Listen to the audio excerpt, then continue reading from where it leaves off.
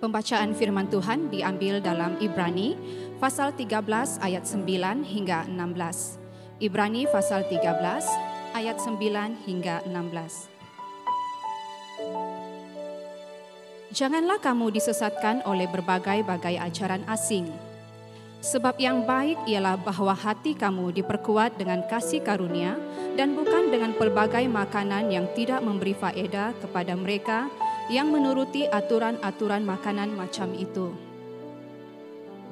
Kita mempunyai suatu mezbah dan orang-orang yang melayani kemah tidak boleh makan dari apa yang di dalamnya.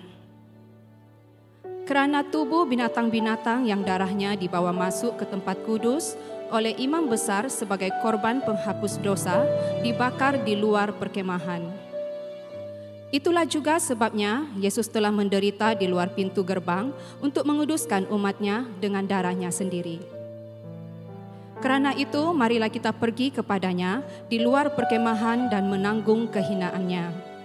Sebab di sini kita tidak mempunyai tempat tinggal yang tetap, kita mencari kota yang akan datang. Sebab itu, marilah kita oleh Dia senantiasa mempersembahkan korban syukur kepada Allah, yaitu ucapan bibir yang memuliakan namanya. Dan janganlah kamu lupa berbuat baik dan memberi bantuan, sebab korban-korban yang demikianlah yang berkenan kepada Allah. Demikianlah firman Tuhan. Syukur kepada Allah. Oke, syukur puji Tuhan. Pagi ini kita dapat berkumpul bersama-sama. Pada pagi ini kita akan meneruskan lagi siri khotbah daripada Ibrani, dan pada bagian 13 ini adalah bagian terakhir daripada surat Ibrani. Dan kitab ini disampaikan, kita tahu bahwa dalam beberapa minggu sebelum ini, dalam penyampaian firman Tuhan, kita tahu bahwa kitab Ibrani ini, surat Ibrani ini disampaikan kepada gereja pada abad yang pertama. Dan gereja ini sebagian besarnya adalah terdiri daripada orang-orang Ibrani, yaitu orang-orang yang secara etniknya, secara budayanya adalah orang-orang Yahudi. Dan orang-orang Ibrani ini telah mendengar Injil tentang Yesus, yaitu sebagai Mesias. Bagi orang-orang Yahudi dalam Perjanjian Lama, mereka menanti-nantikan seorang Mesias. Dan penulis Ibrani ini menyatakan bahwa, mengajarkan bahwa Yesus adalah Mesias dan mereka harus menaruhkan iman kepada Yesus, sehingga pada akhirnya ada beberapa daripada orang-orang Yahudi, orang-orang Ibrani ini yang menerima Yesus, beriman kepada Yesus. Dan tetapi surat Ibrani ini dituliskan karena pada masa ini gereja ini, orang-orang Kristen yang Ibrani ini, Yahudi ini, mereka sedang mengalami satu arus perubahan di dalam iman mereka.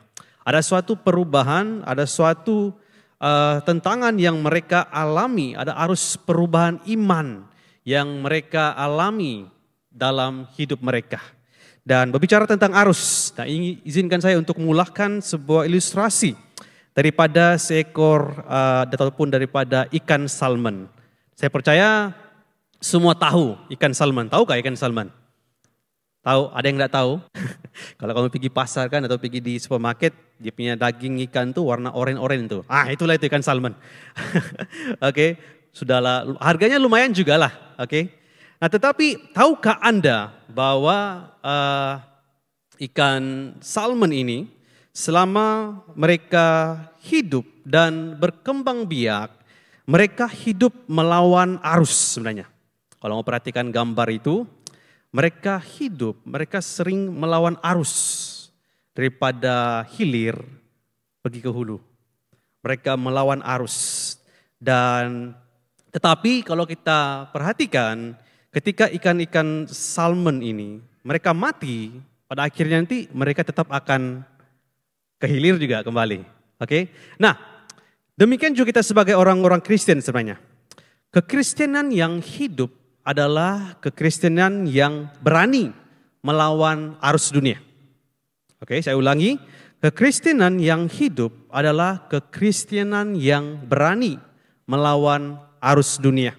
Tetapi kekristenan yang mati adalah kekristenan yang hanyut terbawa oleh arus dunia ini. Nah saudara, menjadi orang-orang Kristen kita harus berani untuk tampil berbeza. Kita harus tampil berbeza daripada dunia ini. Dan tampil berbeza yang dimaksudkan adalah di mana kita tidak hidup mengikut arus dunia ini. Tetapi kita hidup mengikut standar kerajaan surga. Piawai-piawai kerajaan surga. Dan sebagai anak-anak kerajaan surga, kita tidak boleh hidup sesuka hati kita. Ada suatu piawai, ada suatu standar yang dan juga nilai ataupun gaya hidup yang harus kita ikuti. Sehingga kita ini berbeza daripada dunia. Sebab itu kenapa kita sebagai orang-orang percaya, kita harus menjadi garam dan terang bagi dunia. Kita yang harus mewarnai segala apa yang berlaku di sekitar kita. Sebab itu kita tidak terikut dengan arus dunia. Tetapi kita yang memberi rasa. Seperti garam, kita yang memberi rasa bagi sekitar kita. Nah, dalam Roma 12 ayat 2 menasihatkan, janganlah kamu menjadi serupa dengan dunia ini.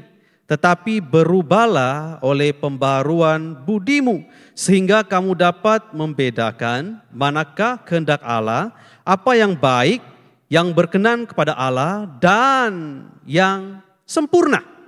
Nah, seperti yang dijelaskan dalam setiap khotbah, siri khotbah Ibrani sebelum ini, masalah utama bagi orang Kristen Ibrani ini, penerima surat Ibrani ini adalah sebagian daripada mereka sudah mulai goyah iman mereka.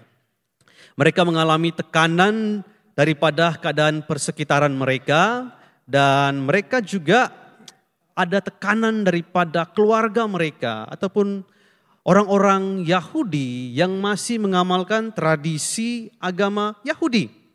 Kalau kita berbicara tentang tradisi mereka, orang-orang Yahudi kalau berbicara tentang tradisi mereka, itu sudah jadi satu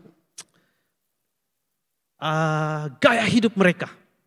Kalau kita bilang, kok orang apa? Orang Yahudi. Orang tahu sudah Yahudi akan mereka adalah begini, dan begini. Tapi karena mereka sudah berbalik iman mereka, mereka sudah berpaling iman mereka kepada Yesus, dan mereka juga adalah orang Yahudi. Jadi mereka mengalami tentangan itu, cabaran itu.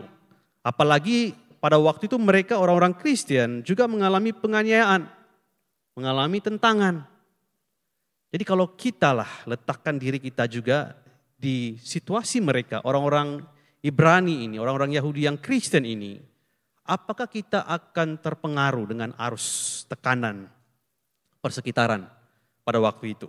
Dan pada masa yang sama juga mereka juga dikelirukan dengan beberapa pengajaran yang salah tentang hal-hal korban, ibadah, peranan iman, siapa itu Yesus dan banyak lagi. Dan ini sudah kita belajar dalam khotbah-khotbah sebelum ini dalam Ibrani sepanjang Ibrani ini, siri khotbah Ibrani ini. Dan di dalam pasal yang ke-13 ini sebenarnya, saudara-saudari dalam Kristus, penulis mencabar mereka, penerima surat ini, orang-orang Ibrani ini, orang-orang Yahudi ini, supaya mereka berani untuk tampil berbeza. Mereka dicabar oleh penulis Ibrani ini untuk mereka tampil berbeza. Pertama, di mana mereka harus berani untuk dihususkan. Katakan bersama, berani untuk dihususkan. Nah, mari kita melihat Ibrani 13 ayat 9 hingga 10. Mari kita baca bersama-sama dengan suara kedengaran. 1, 2, 3. Janganlah kamu disesatkan oleh berbagai-bagai ajaran asing, sebab yang baik ialah bahwa hati kamu diperkuat dengan kasih karunia dan bukan dengan pelbagai makanan yang tidak memberi faedah pada mereka yang menuruti aturan-aturan makanan macam itu. Kita mempunyai satu mezbah, dan orang-orang yang melayani kemah tidak boleh makan dari apa yang di dalamnya. Nah, sepanjang kitab Ibrani, kita juga dijelaskan sudah belajar beberapa minggu ini, beberapa bulan ini, bahwa orang-orang Kristen Yahudi ini, mereka telah bingung Dan mereka sudah disesatkan dengan penekanan-penekanan yang berbeza dalam beberapa pengajaran. Kalau kita kembali lagi, flashback ya. Kalau kita rewind kembali pada pasal yang pertama dan dua, sebenarnya penulis Ibrani menekankan dan juga memperbaiki masalah tentang penekanan ataupun pengajaran yang berlebihan tentang malaikat. Itu di pasal pertama dan kedua. Di pasal yang ketiga pula, penulis Ibrani menekankan tentang masalah di mana mereka melebih-lebihkan peranan Musa. Di dalam pasal yang kelima juga, kita perhatikan masalahnya adalah berhubungan dengan peranan imam. Dan dalam pasal yang keenam, berhubungan dengan ajaran mengenai pertaubatan, mengenai iman, baptisan, kebangkitan, dan penghakiman yang dilebih-lebihkan berbanding dengan peranan Yesus. Dan dalam pasal yang ke-8 dan ke-9 pula, kalau kita ingat kembali, dia berhubungan dengan masalah bentuk-bentuk ibadah ataupun korban-korban perjanjian lama. Dan dalam pasal yang ke-13 ini, penekanannya adalah pada hal makanan. Hal makanan. Kalau bicara tentang makanan, jangan pikir dulu ya, jangan dulu. Saya pasti belum lapar lagi lah kan. Oke, mari kita lapar dan haus akan firman Tuhan dulu. Oke. Nah, dalam ayat yang ke-9 hingga ke-10 ini, konteksnya adalah mengenai upacara makanan yang dipersembahkan dalam kemah suci. Dalam tradisi penyembahan orang-orang Yahudi, di mana sebagian daripada korban tersebut menjadi makanan kepada para imam. Dan dalam masa yang sama juga ada terdapat pengajaran pelik yang menakjubkan yang telah membawa umat Kristen Ibrani ini menjauh, membelokkan iman mereka dan juga menyebabkan mereka mulai bingung. Oke? Dan saudara, apakah implikasinya? Apakah yang boleh kita pelajari daripada hal ini? Berbicara tentang pengajaran yang sesat, bahkan hari ini sebenarnya kalau kita perhatikan pengajaran sesat ini, pengajaran yang salah ini juga masih berlaku dalam gereja sebenarnya. Dan kalau kita perhatikan semakin banyak pengajaran-pengajaran yang dinamakan teologi kemakmuran ataupun khotbah-khotbah yang hanya sedap didengar. Oke, hanya sedap didengar oleh pendengar, tetapi bukan yang sepatutnya didengar oleh jemaah. Paham di sana? Ada pemimpin-pemimpin yang berdiri di mimbar untuk kepentingan pribadi, hanya menyampaikan sesuatu yang sedap di hati jemaat. Tapi itu bukan keperluan jemaat. Dalam arti kata lain, ada fokus mereka hanya tentang kalau kau buat ini, kau dapat berkat, berkat, berkat, berkat, berkat. Penekanannya hanya tentang hal-hal berkat. Di mana hal penderitaan? Dan hal-hal yang lain. Dan itu penekanannya. Pada hari ini ada banyak pemimpin-pemimpin yang berdiri di mimbar, gereja, modern ini melakukan hal-hal itu. Dan kebanyakan khotbah-khotbah juga hanya bersifat ceramah, motivasi. Kurang penekanan ataupun fokus sepenuhnya kepada Kristus. Dan stel-stel khotbah ini yang bersifat motivasi ini, kalau kita perhatikan di barat semakin banyak.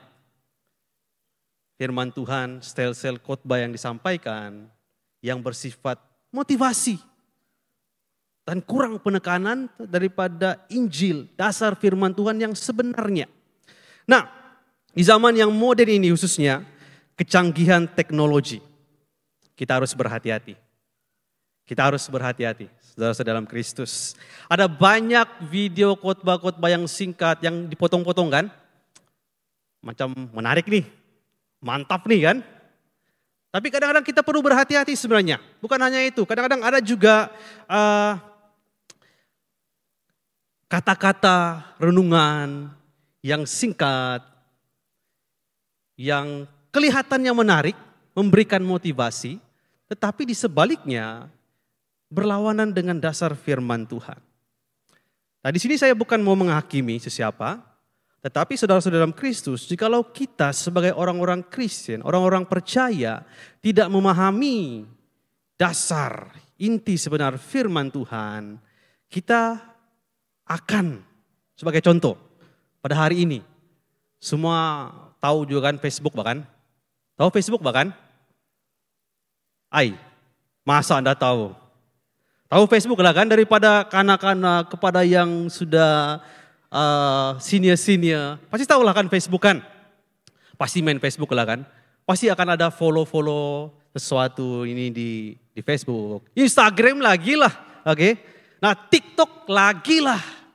Ada banyak video-video pendek, singkat yang diupload. Kadang-kadang kalau kita tidak memahami firman Tuhan dengan sepenuhnya, dengan sebaik mungkin saudara-saudara dalam Kristus, kita akan follow atau ikut TikTok ataupun pemilik account yang menunjukkan, memang dasarnya kalau kita tengok baiklah kan, tapi hanya singkat-singkat, sepotong saja. Kita tidak tahu kepanjangan pengajarannya kan, hanya sekarang ini modern sudah dunia ini, kadang-kadang hanya potong pendek saja, tapi konteks panjangnya kita tidak tahu. Jadi kita kena berhati-hati. Sebagai contoh, ada satu kenalan saya tidak mau bagi tahu namanya lah. Beberapa waktu yang lalu, dia tanpa sengaja, dia terfollow satu laman Facebook ini, yang kelihatannya Kristen, oke? Dan tahulah kan kalau di Facebook kan sudah follow kan? Jadi otomatis semua tentang laman Facebook itu akan keluar. Setiap detailnya kan daripada yang kita ikuti itu di Facebook tuh. Jadi satu masa karena dia sudah ikuti, saya sudah terfollow ini laman Facebook ini. Jadi laman Facebook itu dia punya admin chat dia, message dia lah daripada di Facebook lah. Dan kemudian dia dihubungi. Dan kemudian dia dimasukkan dalam satu kelompok pembelajaran Alkitab bersama dengan rakan-rakan yang lain. Oke, dan pada awalnya mereka semangat karena yalah kan belajar Alkitab kan, free lagi kan, dimasuk ke dalam kumpulan, beramai lagi kawan-kawan. Namun tidak berapa lama kemudian apa yang berlaku adalah mereka pelik, mereka heran. Setiap hari mereka di-chat, dihubungi. Lepas itu mereka ditanya terus, kalau mereka tidak sempat ikut kan ditanya tuh, sampai malam pun ditanya, mau tidur pun ditanya, dia kata. Aku pun pelik ini pembelajaran Alkitab kah atau apa, dia bilang. Dia beritahu begitulah. Dan suatu hari dia tanya kepada saya, dia beritahu saya tentang masalah ini. Betulkah juga pembelajaran ini, betulkah yang kami ikut nih kelas ini, dia kata. Dan saya perhatikan, rupa-rupanya laman Facebook yang dia ikuti itu, pembelajaran yang kelas Alkitab yang dia ikuti itu adalah, pengasasnya adalah ajaran yang sesat sebenarnya. Pengajaran yang salah. Sebab saya tahu, saya pernah mengkaji pengajaran itu. Saya tahu, itu adalah salah. Nah, kalau kita tidak berhati-hati, Anda juga pasti akan terikut dengan itu. Coba perhatikan kiri dan kananmu. Katakan hati-hati. Hati-hati. Oke? Ada laman Facebook, ada Instagram, ada TikTok yang kelihatan, Kristen nih, bagus kata-katanya. Tapi kena hati-hati. Apakah pengasasnya, pengajarnya, ajarannya adalah berdasarkan daripada firman Tuhan yang sebenar? Pada hari ini gereja-gereja modern banyak yang begitu. Jadi kena berhati-hati. Dan kembali kepada penerima surat Ibrani ini. Mereka sudah menerima satu pengajaran yang salah. Dan dikatakan bahwa iman kepada Yesus tidak cukup. Kamu harus ada tambah lagi nih. Boleh tambah lagi nih ajaran Yahudi ini. Tambahlah sikit-sikit. Supaya lebih rohani. Kan? Berbicara tentang itu pada hari ini saya rasa ada juga yang dicampur aduk lah kan. Tidak ada di sinilah tapi ada di mana-mana. Oke? Yang dicampur adukan pengajaran Kristen dengan pengajaran dunia. Dan dalam kitab imamat sebenarnya makanan Konteks makanan adalah sebagian besar daripada sistem ibadah di dalam kemah suci.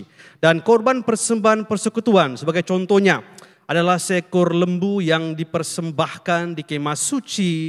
Dan kemudian sebagian daripada korban itu akan dimakan bersama-sama keluarga dan rakan-rakan sebagai satu lambang persekutuan untuk dinikmati dengan Tuhan. Itu adalah daripada konteks perjanjian lama menurut imamat. Dan penulis Ibrani ini menegaskan begini, dia katakan bahwa sebagai orang-orang percaya mereka tidak boleh tunduk kepada ritual makanan ini. Mereka tidak boleh tunduk. Kalau mereka tunduk itu adalah satu tanda kelemahan dan ketidakmatangan rohani mereka. Mereka sudah percaya Yesus. Sudah terima keselamatan dalam Yesus. Kalau mau balik lagi kepada kepercayaan yang lama adalah satu kesia-siaan. Katakan kepada kiri kananmu, kesia-siaan. Keselamatan sudah diterima. Kalau kita melepaskan keselamatan itu, berbalik kepada perkara yang lama, adakah itu berbaloi? Adakah itu berbaloi? Dan sebab itu kenapa penulis Ibrani ini dia katakan bahwa mereka harus kuat dalam iman mereka. Makanan tidak mempengaruhi itu semua. Dan mereka harus dikuatkan dengan kasih karunia daripada Allah. Nah Paulus dalam 1 Korintus ayat 8, pasal 8 ayat 8 berkata, makanan tidak membawa kita lebih dekat kepada Allah. Kita tidak rugi apa-apa kalau tidak kita makan, dan kita tidak untung apa-apa kalau kita makan. Dan dalam Roma 14 ayat 17 Paulus juga berkata, sebab kerajaan Allah bukanlah soal makanan dan minuman, tetapi soal kebenaran, damai sejahtera dan sukacita oleh Roh Kudus. Nah orang Yahudi, budaya dan tradisi agama mereka adalah satu amalan ataupun ajaran yang sudah berkurun-kurun lama dilakukan. Kalau kita mau hilangkan itu daripada diri mereka setiap generasi, susah. Susah. Sebab itu orang bilang itu memang sudah mengalir dalam darahnya. Susah. Dan itu diwarisi daripada zaman Musa lagi dan sudah berakar umbi sehingga kehidupan mereka daripada generasi kepada generasi, bahkan sehingga hari ini sukar untuk dilepaskan budaya dan tradisi itu. Dan khususnya dalam hal makanan. Berbicara tentang hal makanan, saya ingat dulu semasa saya masih kecil di tempat saya lah, ada satu amalan kepercayaan lah yang saya rasa memang agak pelik lah. Kalau tempat saya lah, kalau sudah makanan disediakan kan, di dapur lah, mau makan tengari lah contohnya kan. Makan tengari, ada sudah disediakan. Selepas itu tiba-tiba contohnya saya mau keluar nih. Tapi makanan sudah ada. Oke. Kalau saya mau jalan dulu, tidak sempat singgah makan. Ada satu yang diajarkan. Sentuh dulu makanan. Oke, letak di sini, tapun-tapun. Kononnya kalau tidak sentuh begitu, kempunan. Kan? Atau lah kalau di budaya-budaya bagi suku kaum yang lain. Tempat saya begitu. Saya heran. Betulkah juga nih? Sentuh-sentuh, letak di sini, tapun-tapun. Supaya di perjalanan kononnya tidak apa-apa yang berlaku lah. Sempat makan, tidak kepunan kan. Nah bagi kita orang-orang yang percaya, kita perlu berani untuk tampil berbeza dengan dunia ini. Ada budaya yang berlawanan dengan firman Tuhan. Kalau kita yang sudah percaya kepada Yesus, itu semua tidak ada maknanya. Sekali percaya Yesus, selamanya percaya Yesus. Dan kita perlu mendengarkan tentang Kristus, diingatkan tentang Kristus, dibagi makanan kita, rohani kita, yaitu firman Tuhan, Injil, kebenaran akan Yesus Kristus. Itulah yang menguatkan kita. Itu pertama. Selain dikhususkan kita juga perlu berani untuk bersekutu. Untuk kita hidup tampil berbeza dengan dunia ini. Katakan bersama, berani untuk bersekutu. Nah, dalam ayat yang ke-11 hingga 14, Ibrani 13 berkata, karena tubuh binatang-binatang yang darahnya dibawa masuk ke tempat kudus oleh imam besar sebagai korban penghapus dosa, dibakar di luar perkemahan. Itu jugalah sebabnya Yesus telah menderita di luar pintu gerbang untuk menguduskan umatnya dengan darahnya sendiri. Karena itu marilah kita pergi kepadanya di luar perkemahan dan menanggung kehinaannya. Sebab di sini kita tidak mempunyai tempat tinggal yang tetap. Kita mencari kota yang akan datang. Nah saudara, dalam ayat ini sebenarnya penulis sedang membuat satu kiasan ataupun satu simbolik ataupun metafora perbandingan di antara ritual pendamaian dosa dalam perjanjian lama dan bagaimana Yesus menggenapi ritual itu. Dan kita tahu Yesus mati menggenapi sistem korban dalam perjanjian lama. Dan khususnya kalau kita perhatikan sebenarnya dalam hari pendamaian, kalau kita perhatikan dalam Imamat pasal yang ke-16, setiap tahun bagi bangsa Israel mereka akan ada satu hari pendamaian di mana ada korban istimewa yang akan dibuat untuk menebus dosa seluruh umat Israel yang merupakan hari penebusan. Dan itu adalah satu-satunya hari di mana darah korban itu akan dibawa masuk ke dalam ruang maha kudus. Kemah suci kan? Paling dalam. Dan selepas itu, dan hanya imam saja yang boleh masuk melakukan ritual itu.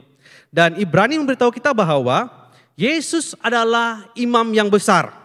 Di mana darah Yesus berkesan di dalam ruang maha kudus yang sebenar. Yaitu ruang takhta Allah di surga. Nah kalau kita perhatikan Imamat 16 ayat 27. Nah mari kita perhatikan Imamat 16 ayat 27 dikatakan, lembu jantan dan kambing jantan korban penghapus dosa yang darahnya telah dibawa masuk untuk mengadakan pendamaian di tempat kudus harus dibawa keluar dari perkemahan dan kulitnya, dagingnya dan kotorannya harus dibakar habis. Perhatikan di sana. Sebahagian korban, setelah darah itu dipercikan, dibawa masuk ke dalam ruang maha kudus, bahagian korban itu akan dibawa keluar perkemahan itu, dan bahagian itu sebenarnya sudah dianggap najis, kotor sudah. Kenapa? Karena sebab itu sudah menyerap dosa-dosa seluruh umat Israel pada waktu itu. Dan untuk tujuan pendamaian, supaya mereka dikuduskan, dan mereka dibenarkan di hadapan Tuhan.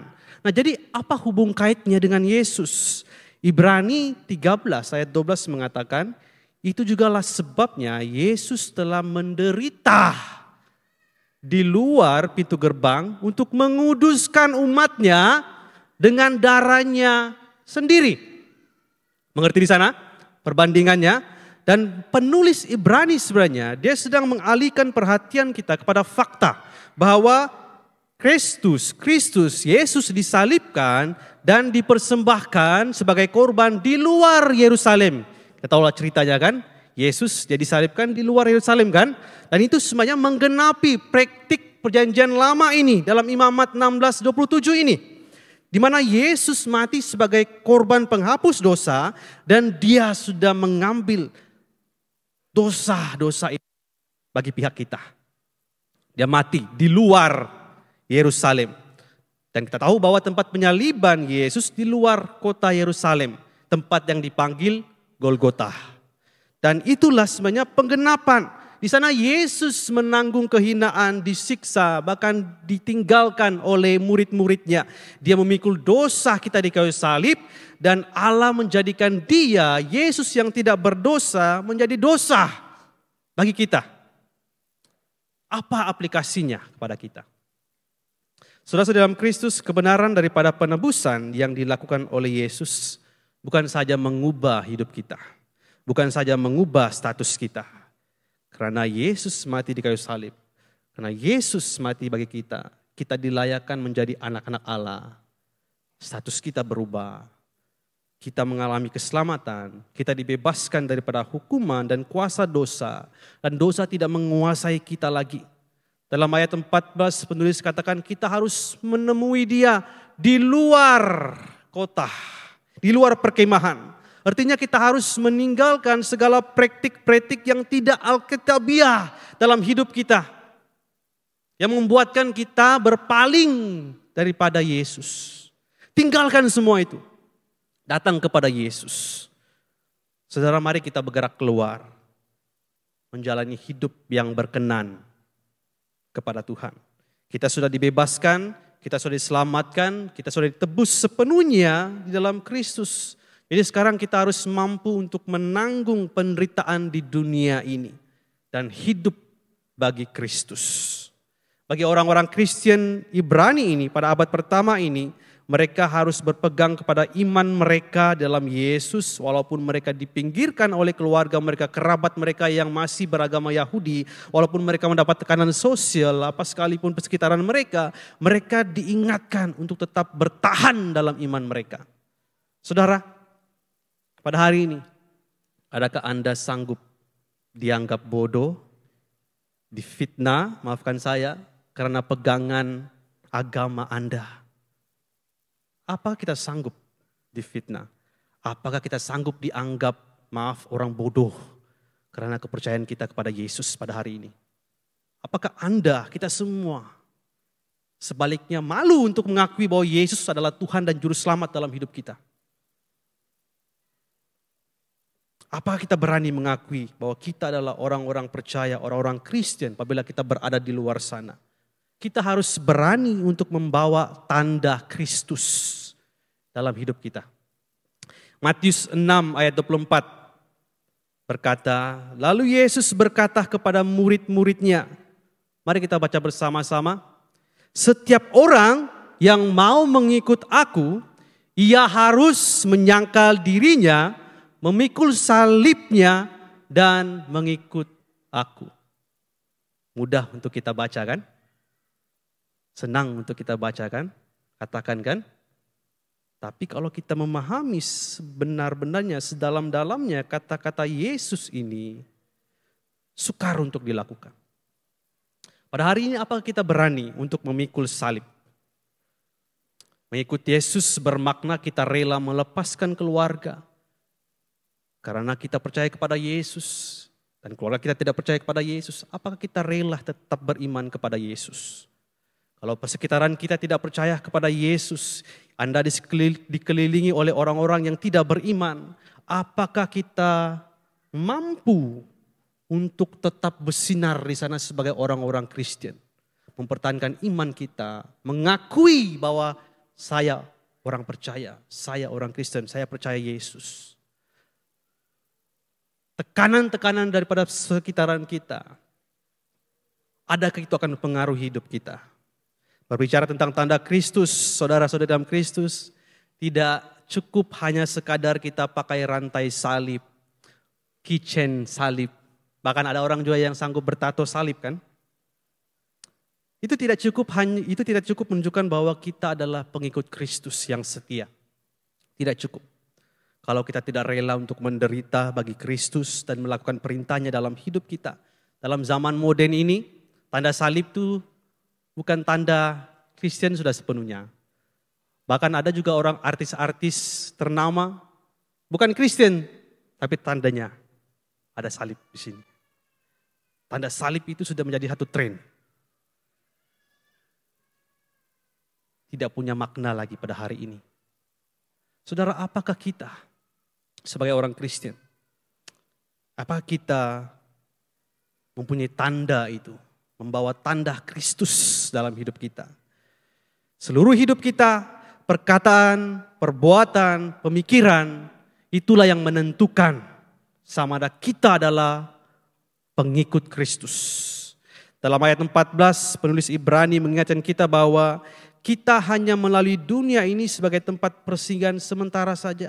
Kita tidak mempunyai tempat tinggal yang tetap. Kita mencari kota yang akan datang, yaitu rumah yang dijanjikan oleh Allah di surga. Oleh sebab itu mari kita hidup tampil berbeza dengan dunia ini. Dalam masa yang sama mari kita berani juga untuk berkorban bagi Yesus. Katakan kiri kananmu, berani berkorban bagi Yesus. Dalam ayat 15 hingga 16, mari kita baca bersama-sama dengan suara kedengaran. 1, 2, 3. Sebab itu, marilah kita oleh Dia senantiasa mempersembahkan korban syukur kepada Allah, yaitu ucapan bibir yang memuliakan namanya. Dan janganlah kamu lupa berbuat baik dan memberi bantuan, sebab korban-korban yang demikianlah yang berkenan kepada Allah. Sekali lagi kita diingatkan daripada pelajaran minggu lalu. Berbuat baik. Berbuat baik. Nah, manusia sebelum ini, dalam perjanjian lama kalau kita perhatikan, manusia berusaha untuk mendekati Tuhan melalui konsep yang dinamakan pengorbanan. Kalau kita ingat kembali daripada khotbah-khotbah yang sebelum ini, kita belajar daripada tokoh-tokoh iman. Kain dia membawa hasil korban tanah, yaitu pertanian, persembahkan kepada Allah. Habel dia bawa pula korban sulung domba, persembahkan kepada Allah. Dan sehinggalah pada zaman Musa ada sistem korban perjanjian lama yang dimulakan daripada masa Musa. Dan ini sudah dijelaskan beberapa minggu sebelum ini. Dan seluruh sistem korban ini sebenarnya kalau kita ingat kembali itu menunjuk kepada penggenapan yang akan dilakukan oleh Yesus sebagai korban penebus. Dan pengarang Ibrani ini dia menjelaskan dengan jelas bahwa Yesus sudah menggenapi sistem korban itu dalam perjanjian lama. Dan karena Yesus adalah korban penghapus dosa kita yang sebenar, maka seluruh kehidupan Kristen kita harus menjadi semacam yang dikatakan ucapan syukur. Pada hari ini kita tidak perlu lagi korban-korban domba, kambing. Bayangkanlah kan setiap satu orang kita setiap minggu bawa kambing. Datang masuk di pintu besar kan, kambing. Ibadah kita bukan ibadah memuji Tuhan. Be, semua ada be sana, be situ, sana be. Kan? Tapi korban persembahan yang berkenan kepada Tuhan adalah pengakuan kita. Pengakuan iman kita, kesetiaan kita kepada Yesus Kristus. Dan karena Yesus adalah penghapus dosa kita yang sebenar, mari kita datang kepada Tuhan. Dan satu-satunya korban yang boleh kita persembahkan kepada Allah adalah pujian syukur kita. Yaitu bibir yang memuliakan namanya. Memuliakan namanya. Itulah korban yang berkenan kepada Tuhan. Bukan lagi mau persembahkan ini, bakar ini, potong ini. Tiada guna. Korban yang memuliakan nama Tuhan, yang berkenan kepada Tuhan adalah ucapan bibir yang memuliakan namanya. Ucapan syukur adalah satu tanda pengakuan iman dan kesetiaan kita kepada Yesus Kristus. Namun sebagai orang Kristen juga tidak cukup hanya dengan ucapan syukur melalui bibir kita. Oke? Respon terhadap kebaikan Tuhan harus disertai dengan sebuah tindakan. Dalam ayat yang ke-16, penulis Ibrani mengingatkan, dan janganlah kamu lupa berbuat baik dan memberi bantuan. Katakan kepada kiri kananmu lagi, jangan lupa. Jangan lupa. Jangan lupa berbuat baik. Memberi bantuan. Perhatikan di sana, sebab korban-korban yang demikianlah yang berkenan kepada Allah. Itulah yang berkenan kepada Allah. Sebagai orang Kristen yang sudah menerima kasih karunia Allah, kita meresponi kebaikan Tuhan dengan melakukan perbuatan baik dan memberi bantuan kepada orang yang memerlukan. Agama-agama lain mengajarkan bahwa untuk kita mendapatkan keselamatan, kita harus berbuat baik. Tetapi berbeza dengan kita yang percaya kepada Yesus. Keselamatan itu sudah ada. Kepercayaan itu, keselamatan sudah ada bagi kita yang sudah percaya kepada Yesus, yang terima Yesus sebagai Tuhan dan Juru Selamat dalam hidup kita. Dan perbuatan baik itu dilakukan sebagai satu respon akan kebaikan Tuhan yang sudah menyelamatkan kita. Dalam arti kata lain, saudara-saudara dalam Kristus, kita yang sudah percaya kepada Yesus, keselamatan sudah pasti ada bagi kita dan harus kita kerjakan, harus kita pelihara. Dan karena kita sudah menerima keselamatan tersebut, maka kita berbuat baik kepada orang lain sebagai tanda syukur atas keselamatan yang sudah kita terima secara percuma daripada Allah kita. Bersyukur kepada Tuhan. Perbuatan baik adalah respon atas keselamatan, karunia, kasih karunia, kebaikan yang Tuhan sudah berikan dalam hidup kita. Lakukanlah perbuatan yang memberi impak kepada kehidupan orang lain. Berbicara tentang perbuatan baik. Dalam pikiran saya selalu tidak lupa-lupa ini. Kalau kita pergi bank, mana-mana bank lah ya. Di luar pintu buka, Bang kacang. Kak gula-gula. Kadang-kadang kita kena berpikirlah, apakah respon kita dalam situasi seperti itu? Apakah kita pernah memberikan pertolongan kepada mereka? Dibandingkan dengan yang hanya keluar di sana, angkat tangan begini, tubuhnya sehat, boleh bekerja, tapi begini. Dengan mereka, Bang, kacang, RM1. Bagaimana respon kita? Satu masa, suatu saya makan di luar sana kan, ada satu kanak-kanak lah yang dia menjual itu kan. Dalam dia punya bakulnya tinggal 2 kacang, tinggal 2 kacang, yang gula-gula habis sudah. Jadi saya tengok, tinggal 2 Bang nih, boleh balik sudah kau nih, sikit sudah nih, baliklah kau, Sabtu tengah malam sudah Bah. Dan dia beritahu, enggak boleh aku balik Bang kalau enggak habis, dia bilang. Jadi aku belilah, RM2 lah aku beli. Tapi selepas itu saya tengok dia pergi tempat kawannya. Pas itu saya tanya dia balik, kenapa kau enggak balik sudah? Kawanku pun belum habis, jadi aku nak tunggu sama-sama, baru boleh balik. Dia beritahu begitu. Bukan menghakimi siapa-siapa, tapi di sebaliknya, apa yang saya mau katakan bahwa, apakah tindakan kita? Apakah tindakan kita pada waktu orang lain memerlukan pertolongan kita? Pada waktu hari Jumat yang lalu, ISCF, Persekutuan Pelajar-Pelajar Kristen di sekolah kita, Sekolah Menengah St. Patrick, Saudara Sandy, dia menyampaikan sharing singkat. Ada satu hal yang menarik sebenarnya. Sama juga dengan hal yang kebaikan diajarkan. Dia katakan begini, kalau Tuhan meletakkan kita dalam satu situasi di mana kita nampak ada orang perlukan bantuan. Kamu rasa kenapa kita ada di sana? Kenapa Tuhan memperlihatkan kita situasi itu? Apakah hanya sekadar kita lalu lalang sana saja? Tengok, kasihan dia. Oke, bye. Atau Tuhan sedang meletakkan sesuatu dalam hati kita untuk kita kerjakan sesuatu. Menolong orang dalam situasi itu. Apakah respon kita? Dan itu sebenarnya waktu dia katakan itu terus berbicara kepada saya, betul juga.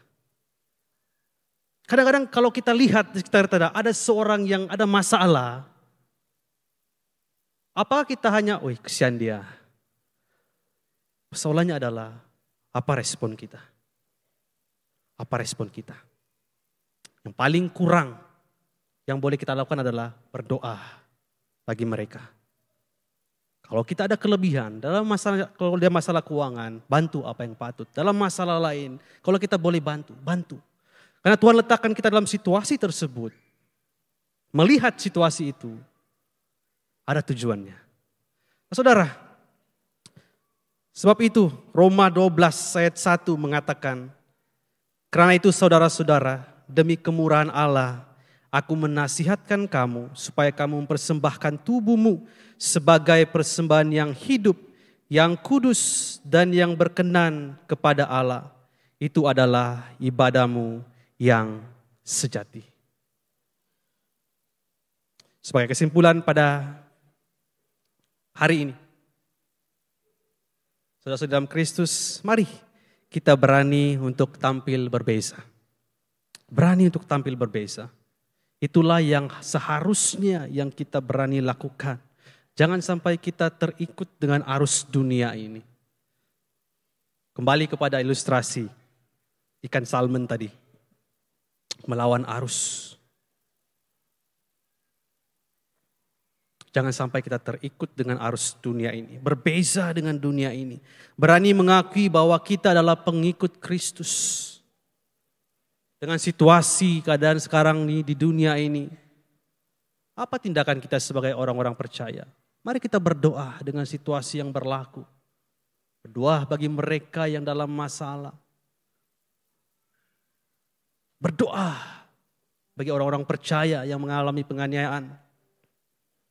Jangan ikut-ikut melakukan perkara yang salah, tetapi terus melakukan perkara yang benar di hadapan Tuhan. Dan kembali kepada konteks masalah isu pasal 13 ini, makanan. Yang berbicara tentang tradisi, budaya.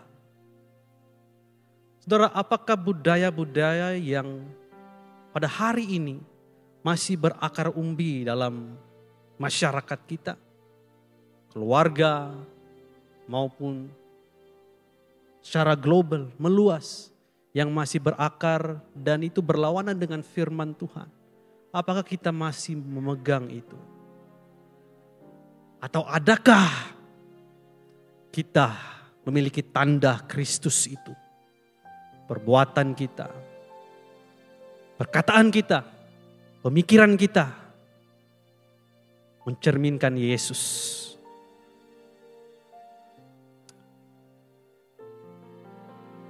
Dorongan saya adalah supaya kita memilih untuk menghindari dosa, menjalani kehidupan yang setia kepada Tuhan. Dan ketika kita hidup kudus dan melakukan kebenaran, maka orang lain akan melihat terang Kristus dalam hidup kita.